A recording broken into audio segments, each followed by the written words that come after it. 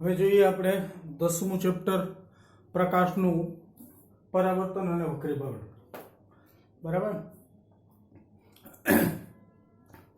આપણે પ્રકાશથી સારી રીતે પરિચિત છીએ.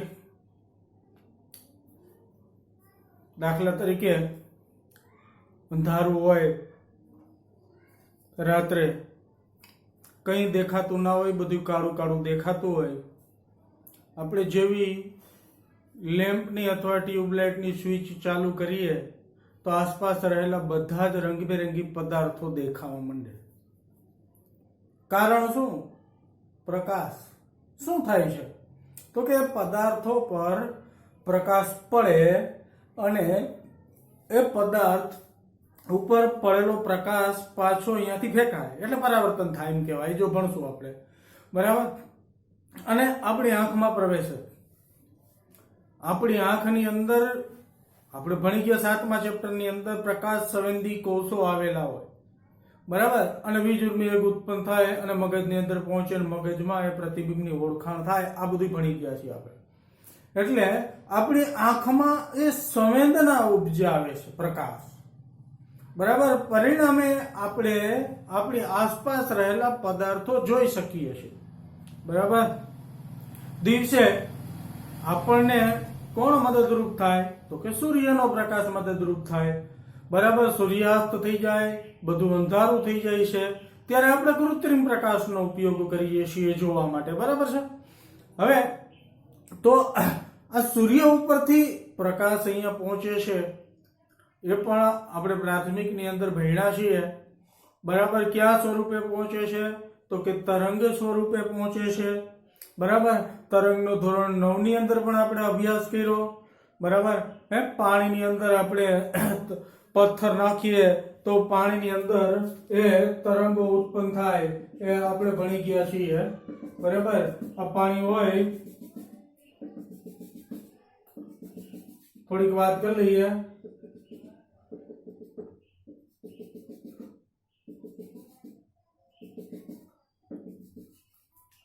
આ પથ્થર નાખો તો આ પથ્થર ઉપરથી નીચે તરફ આવ્યો. બરાબર. તો પથ્થરના સંપર્કમાં જેટલા પાણીના અણુઓ, પથ્થર તેમ આડો અવળો તો નહીં જાય અને સીધો જ જાય. બરાબર. તો પાણીના સંપર્ક, આ પથ્થરના સંપર્કમાં જેટલા પાણીના અણુઓ આવશે એ શું કામ કરશે? ઉપર નીચે દોલનો કરશે. બરાબર. આ બધા જ ઉપર નીચે દોલનો કરશે. હવે આ પથ્થરના સંપર્કમાં છે તો તમે સમજી શકો કરે, પણ એની બાજુને પણ કરશે. આ અણુઓ જે અહીંયા પાણી જે રહેલું છે એના સંપર્કમાં બીજા અણુ રહેલા છે એને પણ એ દોલનો કરવા શું કરાવશે? પ્રેરશે. દોલનો કરાવશે ટૂંકમાં. બરાબર. અને એના સંપર્કમાં રહેલા જે બીજા અણુઓ છે, આ પાણીના અણુઓ છે, એના સંપર્કમાં રહેલા આ અણુઓને શું કરાવશે? ઉપર નીચે દોલનો કરાવશે. આ અણુઓ એના સંપર્કમાં રહેલા અણુઓને શું કરાવશે? ઉપર નીચે દોલનો કરાવશે. અને આપણને પાણીમાં આપણે પથ્થર નાખીને જોઈએ છીએ તો આપણે પાણી આમ દૂર જતું, કિનારા તરફ જતું એવું લાગે, પણ ખરેખર પાણી કિનારા તરફ નથી જતું. પરંતુ આ પાણીના અણુઓના ઉપર નીચેના દોલનો આપણે જોઈ શકીએ છીએ. જે જોઈએ છીએ, શું જોઈએ છીએ તો કે પાણીના અણુઓના દોલનો જોઈએ છીએ, બીજું કઈ નથી જોતા. એને આપણે શું કીધું હતું? તરંગ કીધું હતું. ક્યાં ઉત્પન્ન થયું? પાણીમાં ઉત્પન્ન થયું. બરાબર. તો અહીંયા પાણી છે, શું છે? માધ્યમ છે. બરાબર. હા. પછી માધ્યમના આધારે આપણે તરંગોના 2 પ્રકાર પડ્યા હતા. કયા 2 પ્રકાર તો કે યાંત્રિક તરંગ અને બિન યાંત્રિક તરંગ. બરાબર. જે તરંગને પ્રસરવા માટે માધ્યમની જરૂર હોય એવા તરંગને યાંત્રિક તરંગ કહેવાય. આપણે શિક્ષક બોલતા હોય ને વિદ્યાર્થીઓ સાંભળે. બરાબર. તો એ શું છે? તો એ જે તરંગ એ પણ તરંગ જ છે, પણ કયા સ્વરૂપે? અવાજનું તરંગ છે. કેવી રીતે વિદ્યાર્થીના કાન સુધી પહોંચે છે? શિક્ષકે જે બોલેલું છે તો કે તરંગ સ્વરૂપે. એ તરંગને પ્રસરવા માટે વચ્ચે કાંઈ છે? હા, હવા છે. તો એ હવાની અંદર દોલન કરતું પહોંચે છે. અહીંયા હવા એ માધ્યમ થશે. બરાબર. એટલે માધ્યમના આધારે તરંગના આપણે 2 પ્રકાર પડ્યા હતા, યાંત્રિક તરંગ અને બિન યાંત્રિક તરંગ. બરાબર. એટલે હા, તમારામાંથી કેટલાયને એવો પ્રશ્ન થાય કે પૃથ્વી અને સૂર્યની વચ્ચે તો શૂન્ય અવકાશ છે. આ પૃથ્વીની સપાટીથી 800 થી 1000 કિલોમીટર સુધી વાતાવરણ છે. બરાબર. તે પછી તો બરાબર કરોડો કિલોમીટર સુધી શું છે સૂર્ય સુધી શૂન્ય અવકાશ જ છે તો એ પ્રસરે કેવી રીતે માધ્યમ તો કશું જ નથી શૂન્ય અવકાશ એટલે કશું જ નહીં બરાબર તો એ શૂન્ય અવકાશમાં પ્રસરતું તરંગ છે બરાબર હા એટલે કે એમાં કોઈ માધ્યમની આવશ્યકતા નથી એવા તરંગને કેવું તરંગ કહેવાય બિન યાંત્રિક તરંગ કહેવાય બરાબર એટલે આપણે એ વસ્તુ જોવાની છે બરાબર આપણા લેવલ ઉપર આપણું ધોરણ 10 ના લેવલ ઉપર એક એની મર્યાદા છે કોર્સની તો આપણે અહીંયા યાદ રાખવાનું છે પ્રકાશ છે એ કયા સ્વરૂપે આવે છે તો કે તરંગ સ્વરૂપે આવે છે તરંગ સ્વરૂપે બરાબર અને આ કેવું તરંગ છે તો કે બિન યાંત્રિક તરંગ છે બરાબર જેને પ્રસરવા માટે માધ્યમની જરૂર નથી અને પ્રકાશ આપણી સુધી પૃથ્વી પર આવે આપણી આંખ સુધી આવે તો કયા સ્વરૂપે આવે કિરણ સ્વરૂપે બરાબર આ એટલી મર્યાદા થાય આપણા કોર્સની બરાબર પછી તો તમે આગળના ધોરણમાં ભણશો પ્રકાશ ફોટોનનો બનેલો છે પ્રકાશનું વિવર્તન એટલે કે એકદમ સૂક્ષ્મ કણો હોય તો એની સામે પ્રકાશનું કિરણ છે વાંકું વળે જો કે આ કિરણ ક્યાંય વાંકું ના વળે સીધું જ જતું હોય તો અહીંયા આ કિરણ સ્વરૂપની જે માન્યતા છે એનું ખંડન થાય બરાબર એ બધું તમે આગળ ભણશો એટલે એ પ્રકાશ છે એ તરંગોનો બનેલો નથી અને કણોનો બનેલો નથી આવી વાત તમારે આગળના ધોરણમાં ભણશો પણ અત્યારે આપણા લેવલ સુધી આપણા ધોરણના જે મર્યાદા છે બરાબર અહીંયા સુધી આપણે એટલું યાદ રાખવાનું છે કે પ્રકાશ છે એ આપણા સુધી પહોંચે સૂર્યપ્રકાશની વાત કરીએ તોય ભલે અને બીજા કોઈ પણ પ્રકાશની લેમ્પના કે ટ્યુબલાઇટના પ્રકાશની વાત કરીએ તોય ભલે આપણી આંખ સુધી પહોંચે છે કયા સ્વરૂપે તો કે કિરણ સ્વરૂપે પહોંચે છે હા અહીંયા લેમ્પ કરીએ કે ટ્યુબલાઇટ કરીએ તો એને પ્રસરવા તો અહીંયા તો ફરતું માધ્યમ જ છે પણ એ માધ્યમ એ પ્રકાશના તરંગને પ્રસરવા માટે એનું કોઈ મહત્વ રહેતું નથી બરાબર એટલે પ્રકાશ છે આપણા સુધી કિરણ સ્વરૂપે પહોંચે છે બરાબર બીજું શું યાદ રાખવાનું કે પ્રકાશનું તરંગ છે કેવું તરંગ છે તો કે બિન યાંત્રિક તરંગ છે બરાબર અથવા તો એને તમે વીજ ચુંબકી તરંગ પણ કહી શકો બરાબર હા બરાબર છે આટલી વાત આપણે આ યાદ રાખશું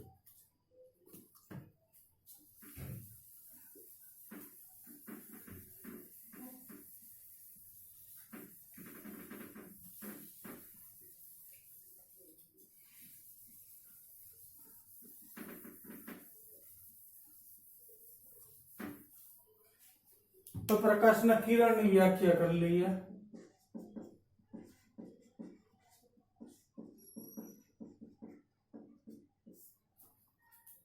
હવે જ્યારે પ્રકાશ એના ઉદ્ગમ સ્થાનમાંથી ઉત્પન્ન થાય બરાબર ઉત્સર્જિત થાય લેમ્પ હોય તો લેમ્પમાંથી પ્રકાશ ઉત્સર્જિત થાય બરાબર એવી જ રીતે સૂર્યોદય થાય એટલે સૂર્યમાંથી ઉત્સર્જિત થતો પ્રકાશ આપણા સુધી પહોંચે તો વચ્ચે એક કલ્પના કરવામાં આવે કે પ્રકાશના એક બિંદુથી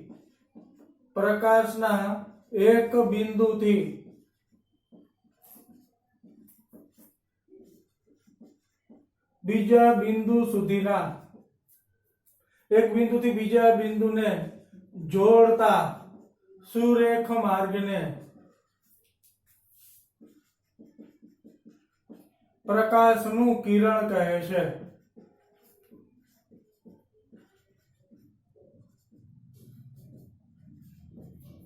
બરાબર સૂર્યમાંથી ઉત્પન્ન થયો પછી કાલ્પનિક શૂન્યાવકાશ એટલે કશું જ નથી પણ અહીંયા એક કલ્પના કરી લ્યો એવા બિંદુઓ છે તો એક બિંદુથી બીજા બિંદુને જોડતો જે સુરેખ માર્ગ છે બરાબર પ્રકાશનો એને પ્રકાશનું કિરણ કહેવાય બરાબર થોડીક તમને અનુકૂળતા રહીએ સમજવામાં એટલે એક વસ્તુ સમજાવું બરાબર વીજ ચુંબકી શબ્દને પકડીને તમે એક વસ્તુ સમજો કે દાખલા તરીકે નાનો લોખંડનો ટુકડો હોય નાનકડો એકદમ આપણા નખ જેટલો અને મોટું મેગ્નેટ હોય દૂર સુધી રાખો તો એ લોખંડનો ટુકડો કેવી રીતે ખેંચાય અહીંયા મોટું મેગ્નેટ છે બરાબર ચુંબક છે બરાબર અહીંયા નાનકડો લોખંડનો ટુકડો હોય તો લોખંડનો ટુકડો કેવી રીતે ખેંચાય સીધો જ ખેંચાય કે આમ વાંકો વળતો આવશે નહીં આવે આ રીતે જ આવશે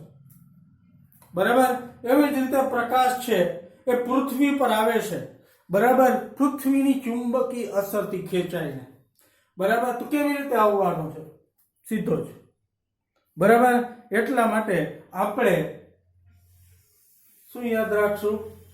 પ્રકાશના એક બિંદુથી બીજા બિંદુને જોડતા સુરેખ માર્ગને પ્રકાશનું કિરણ કહે છે, બરાબર. એટલે આપણા લેવલની આ વાત થઈ. પછી આમાં સમજવાનું તો બીજું ઘણું બધું હોય, બરાબર, પણ એ આપણા કોર્સને અનુલક્ષીને એ કાંઈ એની કોઈ મહત્વતા રહેતી નથી, બરાબર. હવે આવા પ્રકાશના કિરણોનો સમૂહ છે, પ્રકાશના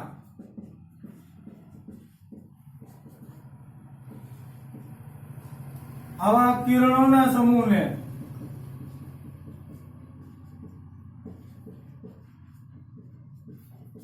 પ્રકાશનું કિરણપુંજ કહેવાય.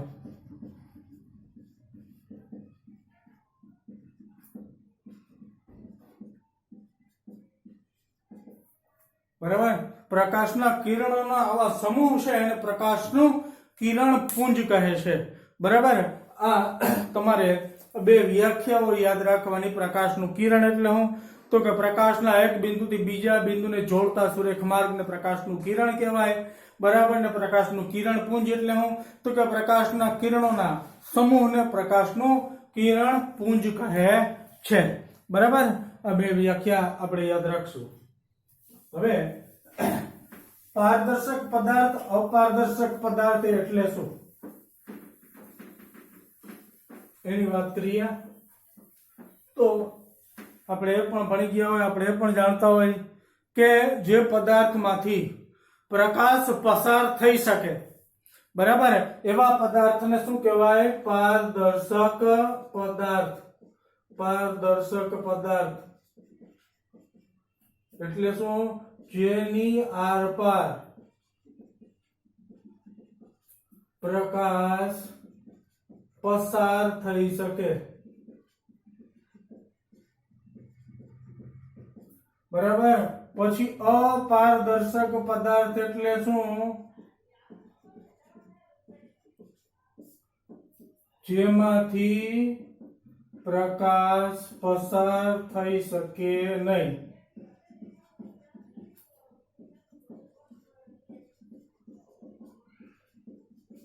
બરાબર. પારદર્શક પદાર્થનું ઉદાહરણ શું થાય? કાચ, બરાબર. એ કાચમાંથી આપણે જાણીએ શું થઈ શકે? પ્રકાશ પદાર્થ થઈ શકે, પ્રકાશ પસાર થઈ શકે, બરાબર. એવી જ રીતે પાણી, સ્વચ્છ પાણી, બરાબર, જેમાંથી પણ પ્રકાશ પસાર થઈ શકે. કેરોસીન, ગ્લિસરીન, એમાંથી આ બધા પારદર્શક પદાર્થો કહેવાય. પછી અપારદર્શક પદાર્થ, બરાબર. તો ઉઠવું, લાકડું, બરાબર, જે પણ કયો એ બોર્ડ, બરાબર, આમાંથી કઈ પ્રકાશ પસાર થવાનો છે નહીં, બરાબર. પછી આ જે માર્કર છે આની ઉપર પ્રકાશ પડે તો શું થવાનું છે? એમાંથી કઈ પસાર થવાનું છે? નથી થવાનું. એટલે આ વાત યાદ રાખશું કે અપારદર્શક પદાર્થ હોય એમાંથી પ્રકાશ પસાર થઈ શકે, પારદર્શક પદાર્થ હોય એમાંથી પ્રકાશ પસાર થઈ શકે, અને અપારદર્શક પદાર્થ એટલે કે જેમાંથી પ્રકાશ પસાર થઈ શકે નહીં. તો આ શું કરે? શોષણ કરી લે? ના, બરાબર. પારદર્શક પદાર્થ શું કરે? પ્રકાશને પસાર થવાથી આરપાર પસાર થઈ શકે, બરાબર. આ પસાર થઈ શકે નહીં, પસાર ના થઈ શકે તો શું કરે? પાછો ફેંકે, બરાબર. આ પાછો ફેંકે, અને આ પાછા ફેંકવાની ઘટનાને શું કહેવામાં આવે? પરાવર્તન કહેવામાં આવે, બરાબર. અને પસાર થઈ શકે તો જેવો હોય એવો જ રહે? ના, જેવો હોય, જે પોતાની દિશા હોય એવું ના રહે, પણ શું થાય? વાંકો વળે. પ્રકાશનું જે કિરણ છે વચ્ચે અડચણ આવે, તમે સાયકલ લઈને જતા હો, તમને એમ કીધું હોય કે પટ્ટો દોરી દીધો હોય 2 ફૂટનો, બરાબર. આ 2 ફૂટનો પટ્ટો તમને દોરી દીધો હોય, તમને કીધું હોય આમાં સાયકલ હકાવવાની, બરાબર. વચ્ચે કોઈ છે 2 ફૂટ કરતા મોટું 3 ફૂટનો પથ્થર નાખી દે વચ્ચે, તો શું કરવાનું તમારે? બરાબર. તો તમારી જે દિશા છે એ શું થવાની? તમારે આગળ સાયકલ હકાવવાની જ છે તો તમારે શું કરવું પડે? તમારી દિશાને શું કરવી પડે? બદલાવવી પડે. દિશા બદલી મતલબ કે તમે વાંકા વળ્યા, બરાબર?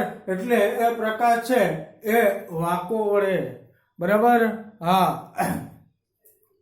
કારણ શું કે પારદર્શક પદાર્થ જે છે પાણી છે, બરાબર? કાચ છે, આ બેની આપણે વાત કરીએ તો પાણીના અણુ રહેલા છે, એવી જ રીતે કાચની અંદર પણ અણુ રહેલા છે.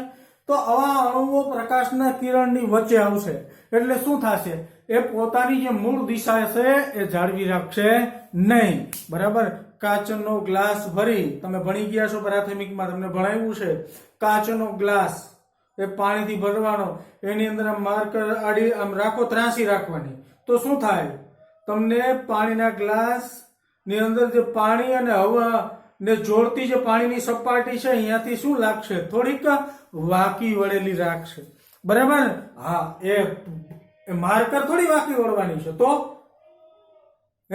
કિરણો વાંકા વળે છે. આપણે દેખાય છે, હું યાદ રાખો, આપણને આ બધું દેખાય, બોર્ડ દેખાય, બરાબર? તમને હું દેખાવ છું, બરાબર? આપણે ક્લાસરૂમ ની અંદર બેઠા હોઈએ તો આપણે એકબીજાને જોઈ શકીએ, આમ આપણે અગાસી ઉપર ચડીએ અને આમ ફરતું રંગબેરંગી ઝાડવાઓ દેખાતા હોય, બીજા આજુબાજુ કે બગીચો હોય તેમાં ફૂલ ખીલેલા હોય, જુદા જુદા કલરના ફૂલ દેખાતા હોય, બરાબર? જુદી જુદી ઇમારતો હોય, એના અલગ અલગ રંગ રંગેલા હોય, તો એ બધું દેખાતું હોય. પણ રાત્રે આપણે ઉપર ચડીએ તો અત્યારે વાદળછાયું વાતાવરણ છે, બધું જ કાળું દેખાય. પણ જેવો વીજળીનો ચમકારો થાય તો ફરીવાર પાછો કલર દૃશ્યમાન બને છે ને, બરાબર? તો ખરેખર શું છે? એ જે બધી માયાદાળ છે એ આખી કેની છે? પ્રકાશની જ છે, બરાબર? હા, એટલે કઈ માર્કર મેં કીધું એમ ડુબાડો, ત્રાસી રાખજો. એ શું કામ એ પછી વાત કરશું આપણે, સીધી નહીં, બરાબર? ત્રાસી સીધી રાખશો તો વળેલ નહીં દેખાય, ત્રાસી રાખશો તો વળેલ દેખાય, બરાબર? ત્રાસી રાખશો એટલે પાણી અને હવાની જે જોડતી સપાટી છે અહીંયા શું જોવા મળશે? વાંકી વળેલ જોવા મળશે. માર્કર હકીકતમાં વાંકી નથી વળતી, તો કિરણ વાંકું વળે છે. આપણી આંખમાં સંવેદના ઉપજાવે કોણ? કિરણો ઉપજાવે છે, બરાબર? હા, કઈ માર્કર થોડી આંખમાં પ્રવેશવાની છે. એ માર્કર ઉપરથી પરાવર્તન પામતા કિરણો આડાઅવળા થાય. જે ભાગ પાણીમાં છે, બરાબર, એના કિરણો, અને જે ભાગ હવામાં છે એ બે કિરણો જે આંખમાં પ્રવેશે છે તો એ બે કિરણો વચ્ચે ખૂણો બનતો હોય, બરાબર? તો જ આપણને એ વાંકી દેખાતી હોય. આ વાત યાદ રાખો, બરાબર? એટલે આ વાંકા વળવાની જે ઘટના છે, બરાબર, કિરણ છે પોતાની દિશા બદલાવાની જે ઘટના છે, બરાબર, એને કહેવામાં આવે વક્રીભવન, બરાબર? પ્રકાશ છે એ પોતાની જે દિશા છે એ બદલાય, આ ઘટનાને શું કહેવાય? પ્રકાશનું વક્રીભવન. અને પાછા ફેંકાવાની ઘટનાને શું કહેવાય? પ્રકાશનું પરાવર્તન, બરાબર?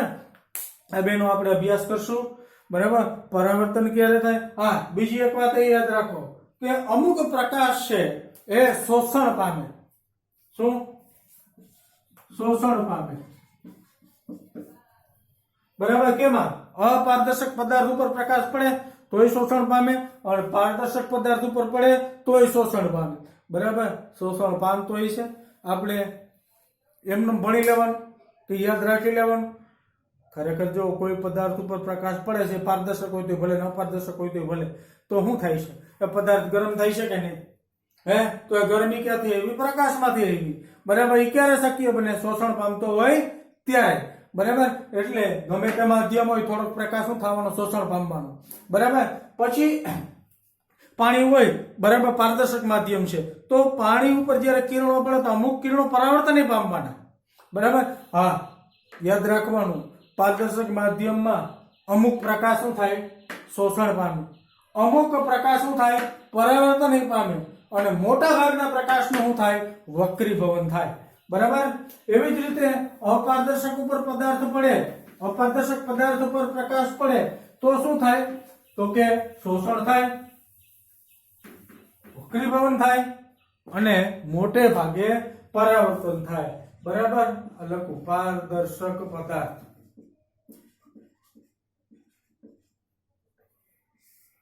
બરાબર, શોષણ,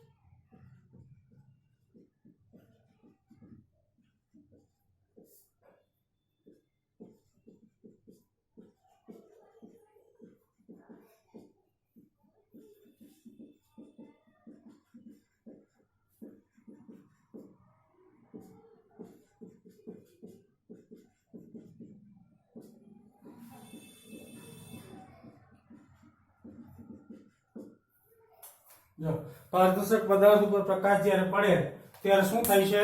થોડા પ્રમાણમાં શોષણ પામે, થોડાક પ્રમાણમાં પરાવર્તન પામે અને મોટા ભાગના કિરણોનું શું થાય છે?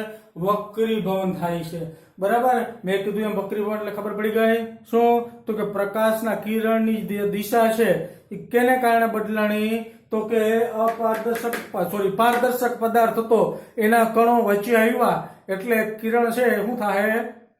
વાંકું વળશે. આ ઘટનાને શું કહેવાય? વક્રીભવન કહેવાય. બરાબર. પછી અપારદર્શક પદાર્થ હોય તો શોષણ પામશે થોડોક, બરાબર, થોડોક વક્રીભવન પામશે એટલે એમાંથી પસાર થઈ જાય. યાદ કરો અને સૂત્રફળનો પ્રયોગ, બરાબર, સોનાના વરખમાંથી, બરાબર, એટલે એમાંથી પસાર પણ થઈ જાય, પણ થોડોક એ અવગણવાનું હોય બધું. અને મોટે ભાગે શું થાય? પાછો ફેંકાય. અને પાછા ફેંકાવાની ઘટનાને શું કહેવામાં આવે? પ્રકાશનું પરાવર્તન. બરાબર.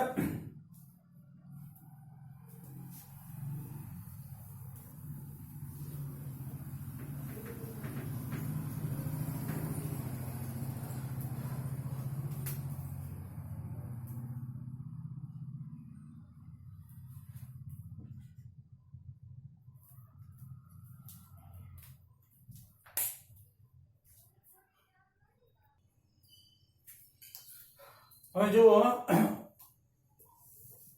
આ અરીસો છે, આ પાણી ભરેલ પાત્ર છે. પાણી એટલે કેવું માધ્યમ થયું? હવે માધ્યમ બોલશું આપણે, પારદર્શક. બરાબર. આ અરીસો કેવો થયો? અપારદર્શક.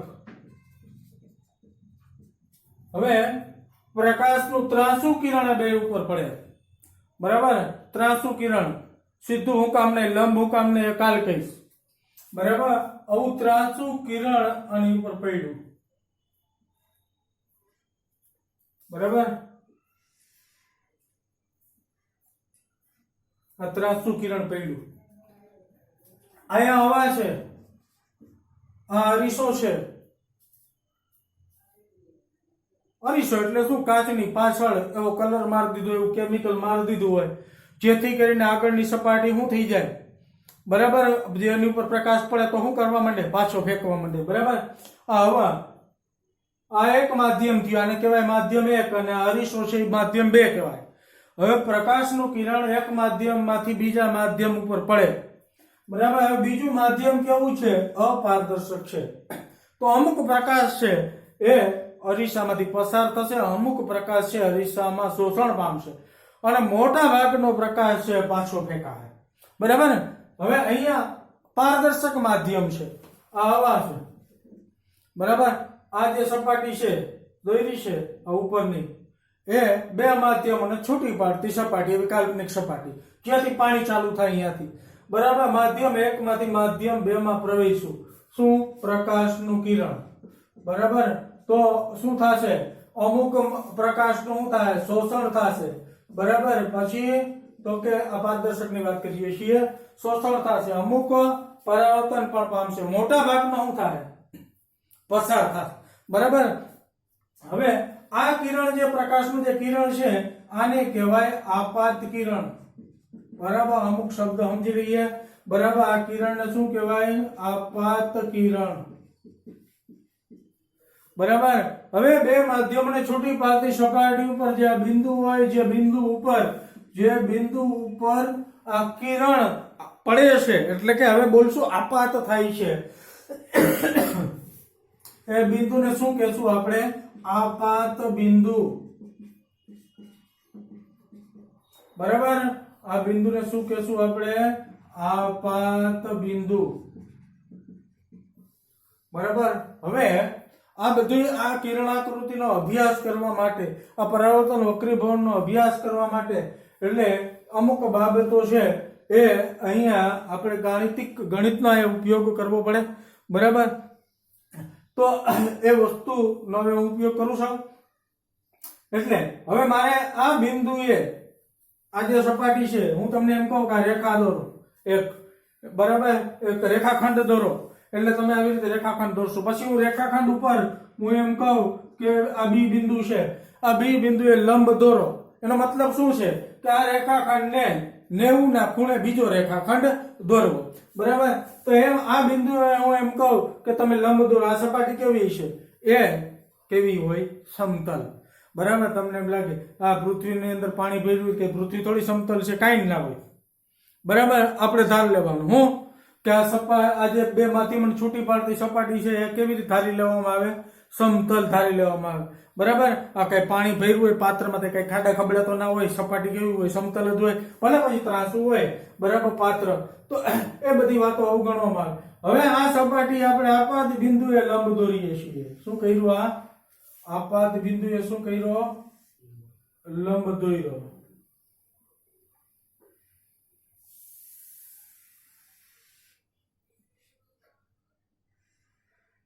શું કહેશું આને?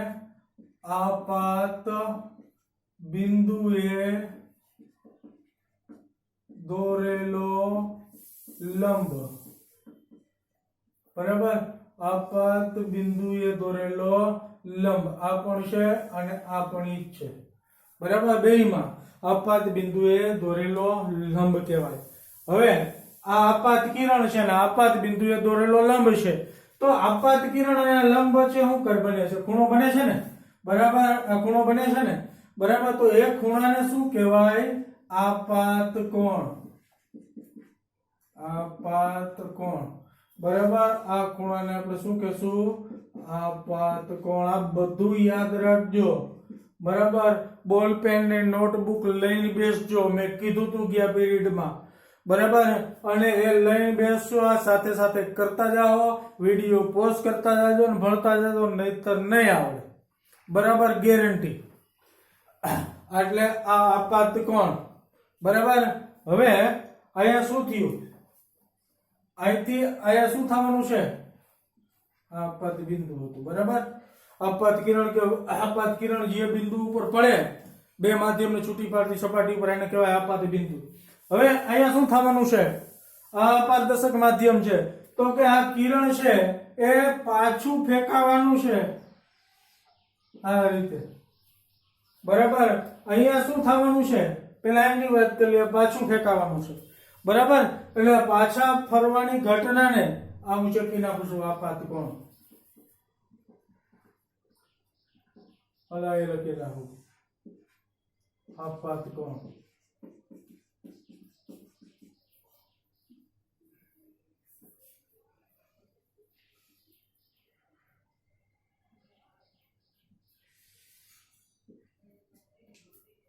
પાછું ફેંકાણું, બરાબર. આમાં એવું આમ ગયું. હવે આ ઘટનાને આપણે શું કીધું? પરાવર્તન, બરાબર. આને શું કહેવાય? પરાવર્તિત કિરણ. શું કહેવાય? પાછા ફરવાની ઘટનાને શું કહેવામાં આવે છે? પરાવર્તન. અને આ કિરણને શું કહેવાય? પરાવર્તિત કિરણ, બરાબર. હવે આ બીજો ખૂણો બન્યો. જો આ પરાવર્તિત કિરણ ખૂણો બનાવ્યો, બરાબર. હવે આ ખૂણાને શું કહેવામાં આવે? પરાવર્તન કોણ, બરાબર.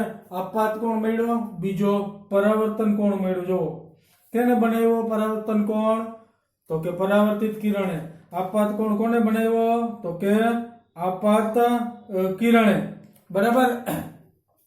હવે આપાત કિરણ કી જગ્યાએ ખૂણો બનાવે? આપાત ખૂણા માટે બે કિરણો જરૂર પડે, બરાબર. તો એક આપાત કિરણ, બીજો લંબ. આની બે વચ્ચે બનતો ખૂણો. પછી અહીંયા પરાવર્તન કોણ બન્યો? એ કેની વચ્ચે બન્યો? તો કે લંબ અને પરાવર્તિત કિરણ વચ્ચે, બરાબર. એટલી વાત સમજાણી, બરાબર. બીજી વાત એ યાદ રાખવાની છે, આપાત કોણનું મૂલ્ય હોય આપાત કોણ બરાબર પરાવર્તન કોણ. આ બેયનું મૂલ્ય કેવું હોય? આપાત કોણનું મૂલ્ય બરાબર પરાવર્તન કોણનું મૂલ્ય. એટલે આપાત કોણ 60 અંશનો હોય તો પરાવર્તન કોણ પણ કેટલાનો થાય? 60 અંશનો થાય, બરાબર. અગત્યની વાત છે આ બધી, યાદ રાખજો, બરાબર. બીજા પીરિયડમાં બે હોતી આ નકર નહીં આવડે, બરાબર. હવે એવી જ રીતે હવે આ જે મૂળ પ્રકાશનું કિરણ છે, બરાબર, એ જુઓ.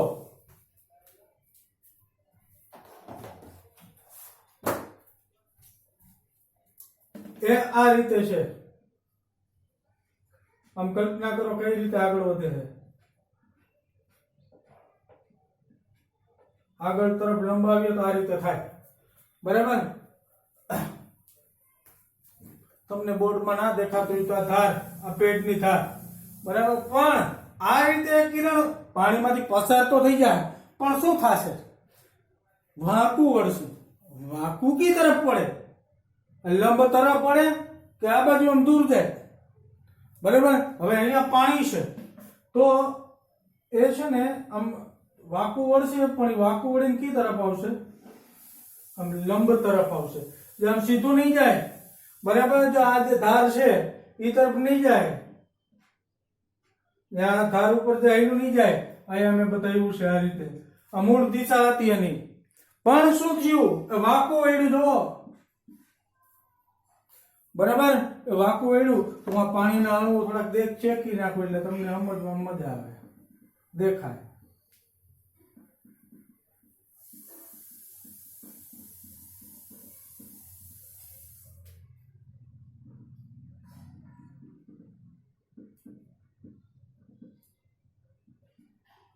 જો આ મૂળ એની દિશા હતી, પણ શું થયું? વાંકું વળ્યું. આ બાજુ આવે તો વાંકું વળ્યું કહેવાય, આમ જાય તો વાંકું વળ્યું કહેવાય. બરાબર. હવે અહીંયા શું હતું? હવા. અહીંયા શું હતું? પાણી. બરાબર. હવે આમ તો વક્રી ભવનાંકના સંદર્ભમાં વાત કરવાની હોય. બરાબર. પણ અત્યારે તમે ખાલી એટલું સમજો, હવા કરતા પાણી કેવું છે? પાણી માટે ઘટ છે. બરાબર. પાણી કરતા હવા કરતા પાણી ઘટ છે. એટલે કેમ ઘટ છે એ પછી વાત કરશું. બરાબર.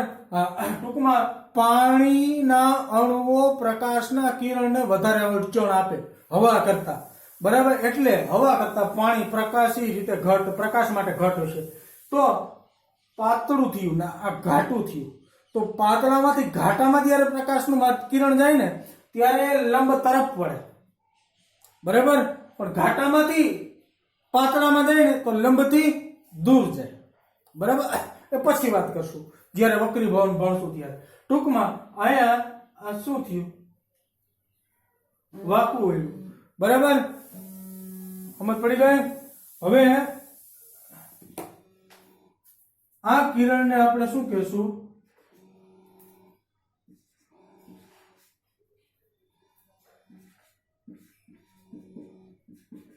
વક્રીભૂત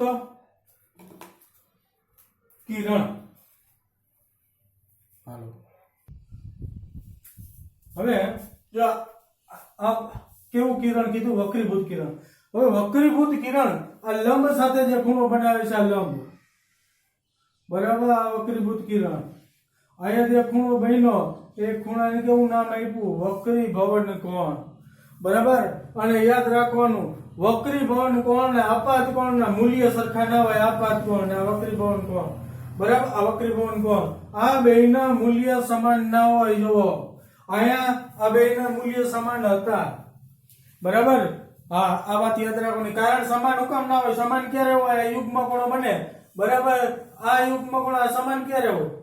આ બે કેવી હોય? રેખા હોય સીધી. તો પણ આ સીધી રેખા નથી રહેતી. શું થાય છે? વળી જાય છે. કા લંબ તરફ પડી જાય, કા લંબથી આમ દૂર થઈ જાય. એટલે આ આવી રીતે આમ દર્શાવ્યું હોય. બરાબર. જો આ બે સમાન છે પણ આમ કરી નાખ્યું હોય તો આને યુગ્મ કોણ ના કહેવાય. બરાબર. યુગ્મ કોણ કેની વચ્ચે બને? બે સીધી રેખાઓની વચ્ચે બને. તો આ બરાબર છે. આ રેખા આમ નામ. તો એવું ક્યારે બને? આમ સીધે સીધું ક્યારે આવી જાય? એકનું એક માધ્યમ હોય તો સીધે સીધું જાય. બરાબર. પણ માધ્યમ બદલે એટલે શું થાય? વાંકું વળે. બરાબર. સમજાઈ ગયું? એટલી વાત યાદ રાખજો. બરાબર. અને આવતા પીરિયડની અંદર પણ બોલપેન અને નોટબુક, ફૂટપટ્ટી, પેન્સિલ, રબર, પરિકર બધું લઈને બેસજો. કોણ માપક. બરાબર. અને કાંઈ પ્રશ્ન થાય તો ફોન કરજો.